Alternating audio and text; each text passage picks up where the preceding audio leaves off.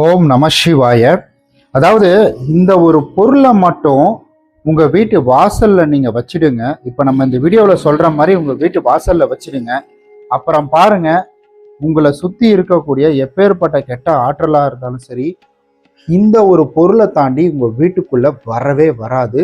இதை எப்படி பண்றது அப்படின்றது தான் இந்த வீடியோல நம்ம முழுமையாக பார்க்க போறோம். வீடியோ ஸ்கிப் பண்ணாம கடைசி வரைக்கும் பாருங்க. நீங்க நம்மளுடைய ஓம் நமச்சிவாய சேனலுக்கு புதிதாக வந்திருக்கிறீங்கன்னா நம்மளுடைய ஓம் நமச்சிவாய சேனலை சப்ஸ்கிரைப் பண்ணிக்கோங்க. நீங்க நல்லா யோசிச்சு பாருங்களேன். பொதுவா ஒரு வீட்டுக்குள்ள ஒருத்தர் வரணும்னா என்ன பண்ணுவாங்க? அந்த வீட்டுக்குள்ள இருக்கக்கூடிய வாசப்படி வழியா தான் உள்ள வருவாங்க.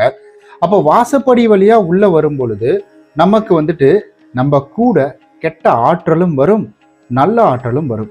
அப்போ நல்ல ஆற்றல் மட்டும் உள்ள வரணும், கெட்ட ஆற்றல் உள்ள வரவே கூடாது அப்படின்ற பட்சத்துல நம்ம இந்த ஒரு சிம்பிளா வீட்டுல செய்யக்கூடிய பரிகாரம் வழிபாடு தாங்க. இது ரொம்ப சிம்பிள் தான்.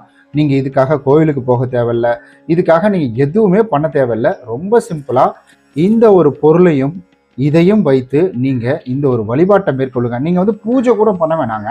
நீங்கள் பூஜை கூட பண்ண வேணாம். ரொம்ப சிம்பிளாக இது 1 2 3 இந்த 3 மட்டும் வச்சு நீங்கள் பண்ணுங்கள். கண்டிப்பாக பாருங்கள், உங்கள் வீட்டுக்குள்ளே இருக்கக்கூடிய கெட்ட ஆற்றல் வெளியில் ஓடி போயிடும். அதே போல் வெளியிலேருந்து வரக்கூடிய கெட்ட ஆற்றல் வீட்டுக்குள்ளே வரவே வராது. அந்த அளவுக்கு சக்தி வாய்ந்தது.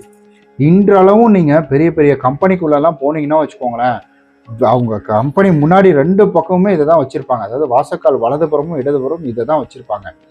இதுல இன்னொரு முக்கியமான விஷயம், இது எல்லாருமே பண்றாங்களே, இது என்ன பழிக்குமா அப்படின்னு கேட்டீங்கன்னா ரொம்ப சிம்பிள். இப்ப இதை நீங்க பாருங்க. அதாவது எலுமிச்சை பழம். இந்த எலுமிச்சை பழம் எவ்வளவு ஃப்ரெஷ்ஷா இருக்கு பாருங்க. இந்த எலுமிச்சை பழம் நான் ரொம்ப தேடி பிடிச்சி வாங்கினேன். நான் இந்த எலுமிச்சை பழம் ஃப்ரெஷ்ஷா இருக்கும். ஏன்னா இப்ப இருக்கிறதுல பாத்தீங்கன்னா எலுமிச்சை பழமே கிடைக்க மாட்டேங்குது. அதனால இந்த எலுமிச்சை பழத்தை ரொம்ப கஷ்டப்பட்டு தேடி பிடிச்சி வாங்கினேன். எலுமிச்சை பழத்தினுடைய தன்மை என்ன தெரியுங்களா? எந்த ஆற்றலாக இருந்தாலும் தன்னுள் ஈர்த்து கொள்ளக்கூடியது தான் எலுமிச்சை பழத்தினுடைய தன்மை. இது நல்ல ஆற்றலையும் எடுத்துக்கும், கெட்ட ஆற்றலையும் எடுத்துக்கும். அதுதான் பிரச்சனை. அதனாலதான் நம்ம வீட்டு வாசப்படியில வைக்கிறதுனால இந்த கெட்ட ஆற்றலை அது ஈர்த்து வச்சுக்கும். அப்ப அந்த கெட்ட ஆற்றலை இது ஈர்த்துக்குச்சுன்னா நம்ம வீட்டுக்குள்ள அது எதையும் அண்ட விடாது. அப்போ இந்த எலுமிச்சை பழம் அப்படின்றத நம்ம யாரு கையில இருந்து வாங்க கூடாது. யார் கையில இருந்து இதை வாங்கணும்? ஒரு கோவில நீங்க பூஜை பண்ண போறீங்களா, அப்போ அங்க இருக்கக்கூடிய அர்ச்சகர் கையில இருந்து நீங்க இந்த எலுமிச்சை பழத்தை வாங்கலாம். அர்ச்சகர் இந்த எலுமிச்சை பழத்தை கொடுத்து நீங்க வீட்டுல போய் வைங்க, இல்ல சாமி மடியில வச்சு கொடுக்குறாரு அப்படின்னா அப்போ அதுல இறை ஆற்றல் நிறைந்திருக்கும், நல்ல சக்தியினுடைய ஆற்றல் நிறைந்திருக்கும். அதனாலதான் சொல்லுவாங்க, நீங்க கடைக்கு போயிட்டு எலுமிச்சை பழத்தை நீங்க நார்மலா சமைக்கிறதுக்கு வாங்கினா கூட நீங்க கையில பிடிச்சி வாங்கக்கூடாதுன்னு. அதாவது மற்றவங்க கொடுக்க கூடாது, நீங்க தான் எடுத்துக்கணும் அப்படின்னு சொல்லுவாங்க. அந்த அளவுக்கு அவர்களுடைய மனநிலை. இப்ப இந்த இடத்துல நீங்க யோசிக்கலாம், அவங்க என்ன நான் கெட்டு போகணும்னு நான் நினைக்க போறாங்க அப்படின்னு நீங்க யோசிக்கலாம். முதல் விஷயம் தெரிஞ்சுக்கோங்க, இந்த எலுமிச்சை பழம் ஒருத்தர் கையில இப்படி போயிடுச்சு, இப்படி பிடிச்சிட்டாங்க, அந்த எலுமிச்சை பழத்தை இப்படி பிடிச்சி எடுத்து கொடுக்குறாங்க. அப்படி கொடுக்கும் பொழுது அவர்களுடைய ஆற்றல், அவர்களுடைய எண்ணம் நல்ல எண்ணமா இருக்குமா, கெட்ட எண்ணமா இருக்குமா, அவர்களுடைய எது அவங்க கிட்ட அதிகமா இருக்கோ, கெட்ட ஆற்றல் அதிகமா இருக்கோ அந்த ஆற்றலை இது எடுத்துக்கும். அதனாலதான் சொல்றேன், இதை யாரு கையிலையும் கொடுத்தா வாங்காதீங்க. அப்பா அம்மா கையில வாங்கலாம், குடும்பத்துல கூட யாருக்கு கொடுத்தாலும் நீங்க வாங்காதீங்க. இதை என்ன கெட்ட எண்ணத்துக்கு வேணா இதை பயன்படுத்த முடியும், ரொம்ப எளிமையா. சரி, இப்ப நம்ம என்ன செய்ய போறோம்? அதாவது இது மங்களகர பொருட்கள்ல சேர்ந்தது. இது எல்லாமே மஞ்சள் என்ன செய்யும்னா, எந்தவித தீய சக்தியாக இருந்தாலும் உள்ளே அண்ட விடாது மஞ்சள். குங்குமம் நமக்கு தெரியும் அம்மனுடைய அம்சம். இது மூன்றுமே அம்மனுடைய அம்சம் நிறைந்தது. இந்த மூன்றும் ஒரு சேர வருது அப்படின்னா அப்ப இதை யாராலையும் ஒன்றும் பண்ண முடியாது.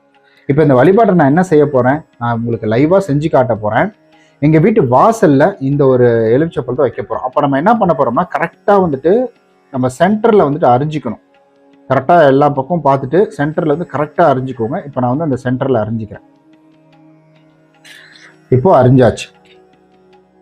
இப்போ சென்டர்ல நம்ம இதை அரிஞ்சிட்டோம்.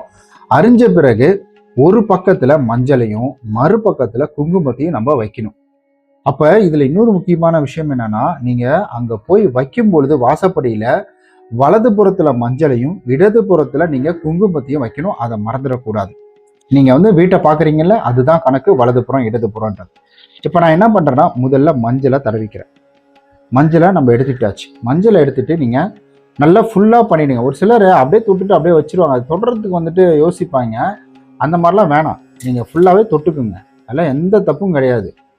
கழுவிட்டா போயிடும், அவ்வளோதான். அப்படியே முழுசாக மறைஞ்சிட்டணும். இங்கே பாருங்கள், இப்படி முழுசாக மறைஞ்சிடணும். உள்ளே இருக்கிறது வெளியில் எதுவுமே தெரியக்கூடாது.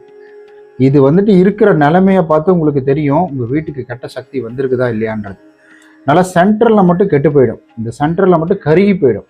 இது எல்லாமே நம்பிக்கை சார்ந்தது தான்.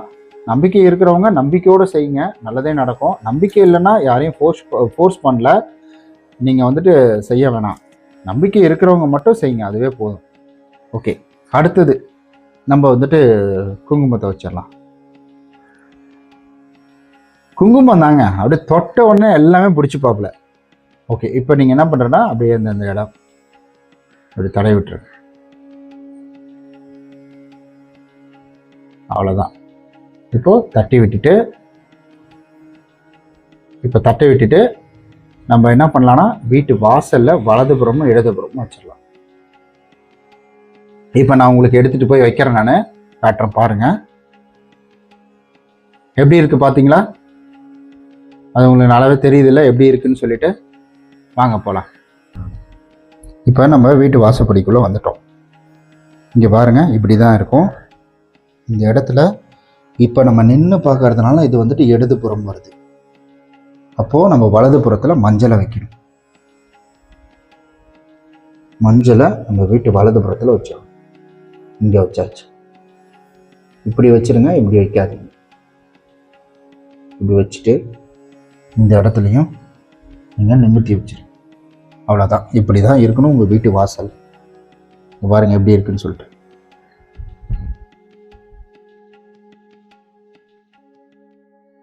இப்போ மீதம் இருக்கக்கூடிய இந்த மஞ்சள் எல்லாத்தையும் நீங்கள் மறுபடியும் ரீயூஸ் பண்ணிக்கலாம். அதில் எந்த தப்பும் கிடையாது. இதை நீங்கள் மறுபடியும் வந்துட்டு சாமிக்காக பயன்படுத்திக்கலாம். நீங்கள் சாமி கும்பிட்றதுக்கோ, அப்படி இல்லை எங்கள் நிறையா இருக்குங்க இது வேணாம் அப்படின்னீங்கன்னா இதை வந்துட்டு கரைச்சிட்டு நீங்கள் உங்கள் வீட்டில் செடி இருந்ததுன்னா செடிக்கு ஓரமாக வந்து ஊற்றிடுங்க. அப்படி இல்லைன்னா ஏதாவது கவரில் கட்டி கால்படாத இடமா பார்த்து போட்டிருக்க. நீங்கள் இப்படி நீங்கள் வழிபாடு செஞ்சீங்கன்னா உங்கள் வீட்டில் எந்த வித தீய சக்தியும் வராது. கெட்ட சக்தி உள்ளே வந்தால் தான் நமக்கு தப்பு எல்லாமே நடக்கும். அப்போ இதெல்லாம் நம்ம பண்ணும் பொழுது நமக்கு கெட்ட ஆற்றல் என்பது நம்ம வீட்டை விட்டு வெளியில் போயிடும். முதல்ல நம்ம வீட்டுக்குள்ளேயே வராது. ஏன்னா அது வெளியில் போயிட்டு வந்துக்கிட்டே இருக்குமா கெட்ட ஆற்றல் என்பது வாசப்படி வழியாக.